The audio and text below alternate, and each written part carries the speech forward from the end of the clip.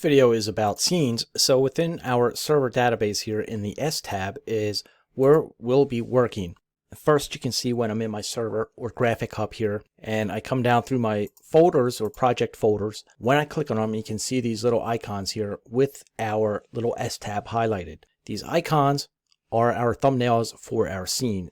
It lets us know that by that little S icon in the lower right here. And at any time, if you want to open a scene, you can do it two ways. You can, one, double click on it and it will open the scene, or you could right click on it and say open the scene. So either way, and at any point if you want to close a scene, there is a little X button right here, so you now close a scene. Also, you can consider this a third way to create a scene, is that if you just start creating objects up here, and let's say you've created a scene here and you're ready to save it, the next thing you need to do is just hit save or save as, and it will allow you to choose the folder and give it a name here of what you want to save the scene. So we just type in a name, we hit OK, we've chosen the folder, and there we have a new scene, and you see the thumbnail now down in our server window. So scenes are basically a collection of your assets here, and if you double click on a scene here, anytime you double click and a previous scene was not saved, it will warn you. So if you want to save it and or disregard it, you can. We'll just hit close. That's okay. And now it opens our new scene that we double clicked on.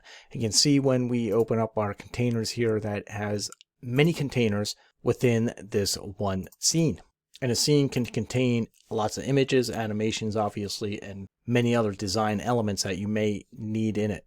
So in the server window within the S tab, if you right click in it, you get a context window, and whatever scene was highlighted will prompt you that you can open it from this context menu here. You can also rename a scene. You can delete a scene with all references. You can duplicate a scene. So if we want to duplicate this scene, it will prompt us to give it a new name. And here it automatically gave it a new name, new scene 1. We can just click OK, and then it duplicates that scene. There's also an option to switch to large icons. So if you want to make your scene thumbnails a little bit bigger, you can. There's an option to create a new scene. So if you just want to create a new scene from scratch, you can give it a name and hit OK, and then it shows you the thumbnail of this new scene right here. Then just double click on it and it will open that scene. Now you can also add as a favorite, delete as a favorite, so your scenes can go into your favorites. You can also check out a scene and check in a scene. And then there's things like show properties. So it will show the properties of these scenes, and within that window we also have tabs for links, keywords, history, rights.